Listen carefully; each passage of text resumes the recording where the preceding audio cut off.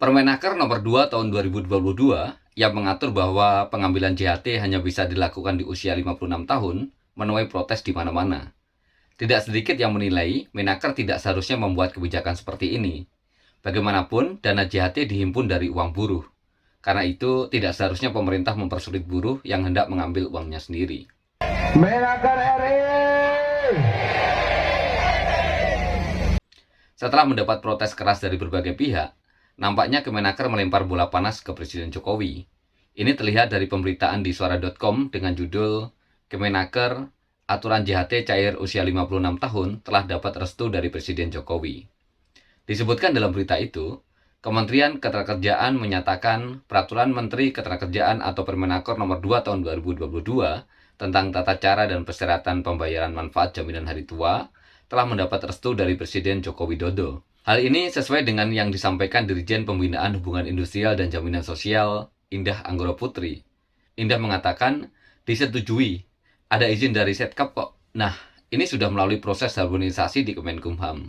Indah mengatakan, pembuatan Permenaker tersebut sudah melalui sejumlah rangkaian proses, diserahkan ke Kementerian Hukum dan HAM untuk harmonisasi dengan kementerian lainnya, lalu izin dari Sekretariat Kabinet. Kalau Permenaker nomor 2 tahun 2022 dianggap bertentangan dan melawan Pak Jokowi, Sekretariat Kabinet Kemenkumham pasti tidak menyetujui terbitnya ini, imbuhnya. Sebelumnya, gerakan buruh mendesak agar Presiden Jokowi segera mengganti Menteri Ketenagakerjaan. Buruh menilai Menaker telah melangkahi kewenangan Presiden. Bisa bertahan hidup atau tidak? Ganti menterinya. Ganti menterinya.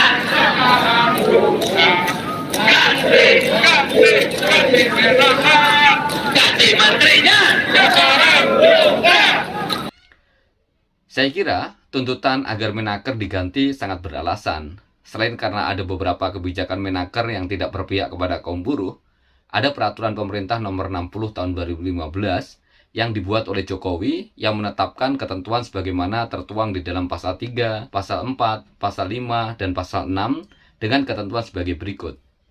Yang pertama, manfaat JHT bagi peserta mencapai usia pensiun adalah termasuk juga peserta yang berhenti bekerja karena mengundurkan diri, terkena PHK, dan peserta yang meninggalkan Indonesia untuk selama-lamanya.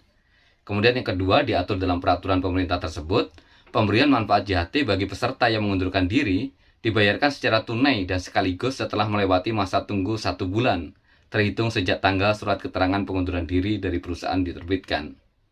Kemudian yang ketiga, peserta yang terkena PHK, manfaat JHT dibayarkan secara tunai dan sekaligus setelah melewati masa tunggu 1 bulan terhitung sejak tanggal PHK. Inilah yang menjadi dasar mengapa ada pihak yang mengatakan bahwa kebijakan Menaker terkait JHT mengangkangi kebijakan Presiden. Pertanyaan sederhananya, mengapa Menaker membuat kebijakan yang bertentangan dengan peraturan pemerintah tahun 2015 itu? Untuk itulah Presiden harus bersikap. Jokowi harus melakukan intervensi dengan meminta kepada Menaker untuk segera membatalkan kebijakan JHT yang hanya bisa diambil di usia 56 tahun. Tuntutan agar kebijakan ini dibatalkan juga disuarakan melalui unjuk rasa besar-besaran. Salah satunya yang dilakukan pada tanggal 16 Februari 2022 yang lalu, di mana dalam aksi tersebut, buruh memberikan tenggat waktu selama 2 minggu kepada Menaker untuk segera mencabut Permenaker nomor 2 tahun 2022. Meminta kepada Ibu Menteri Ketenagakerja untuk mencabut Permenaker nomor 2 tahun 2022 dalam waktu 2 minggu, kawan-kawan semua. Jika dalam batas waktu tersebut tidak juga dicabut, kaum buruh mengancam akan melakukan aksi besar-besaran. Bagaimana menurut Anda? Apakah Menaker akan mencabut kebijakannya? Atau justru mengabaikan aspirasi dari kaum buruh dengan mempertahankan sikapnya? Tulis jawaban teman-teman di kolom komentar ya.